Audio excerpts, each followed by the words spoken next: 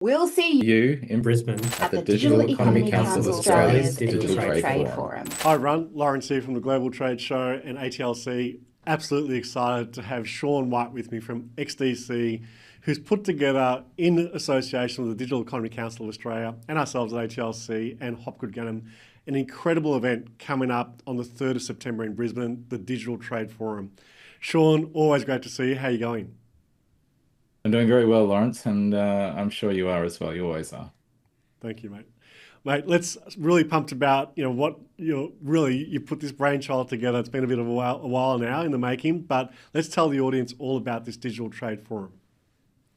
Yeah, absolutely, Lawrence, and it's something that you know all too well as well because we've been talking about this for a number of.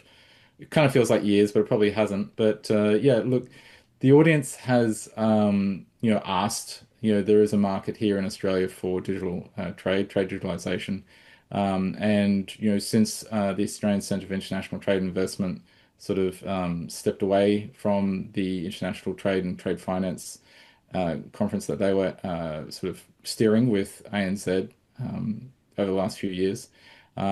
Deeker's stepped in. I'm now a director at Deeker, and they were very good partners. They can expect a great smorgasbord of all sorts of fintech, legal, banking, payments, and supply chain trade, logistics even. It's just going to be a fantastic day. It's very fintech, unapologetically fintech focused, but we have great touch points with state level administrators in trade, and so it's going to be a real coal-face experience. Yeah, absolutely. I think you got to, looking through the lineup of speakers, it's definitely a must attend for everyone involved with global trade. I mean, fintech is a core element of it, but trade modernisation is a key outcome as well. Can we talk a little bit about that? Yeah, well, the important part, from my point of view at least anyway, is sort of having a real benefit to exporters, a real benefit to the systems involved. So, when we think of international trade, sometimes we can get bogged down on what paperless means and the legal regulations that are keeping abreast of that. But trade modernization is more than just a fintech conversation. It's a synergy of different government departments, a synergy between corporate and SMEs as well. It really is a payments conversation, private credit, trade finance conversation, as much as it is a real document conversation, which tends to take up most of the conversation piece. Yeah, I think when you look at digital trade as a holistic type of approach, you know so many people have this misconception that it's just avoiding documentation only, and that's a big part of it. But the trade simplification, traceability, the enabling that it does with smart contracts, the whole end-to-end supply chain can benefit from trade modernisation and digital trade. So, I think what you've created here on this inaugural forum is phenomenal, and already I think, correct me if I'm wrong, we've already had people asking about the next one, and if they can't make it to Brisbane, they're really excited about another one coming up. So, yeah, and we haven't even Without kicked off giving yet. too much away, if they can't make it to Brisbane, then they might even struggle a little bit getting to the next location. So I'll just leave that hanging there. Yeah. So let's tell us about the day itself. So it takes place on the 3rd of September. Tell us about when it kicks off and how long it will run for and so forth. Yeah, we've crammed it into a full day. I can't imagine at this point Australia demands a 2-day event on this.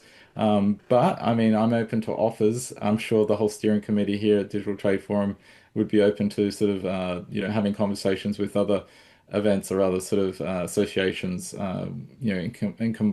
combination obviously with DICA. So at this stage, it's a 3rd of September.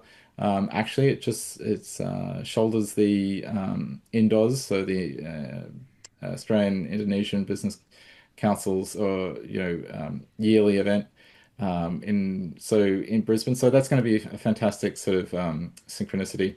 And it's an early start. We have the Honourable Steve Minikin, member of Chatsworth, and holds a bunch of ministerial portfolios, including those that cover the digital economy. So he'll be speaking, opening address. We've got some other fantastic keynote firesides, which I won't go into right now, but it's just check out www.digitaltradeforum.com and yeah, just be wowed. It really is a fantastic achievement the steering committee's put together this year with DIGA. Yep, congratulations. So, who would you like to attend, Sean? Who do you think should be there in the room?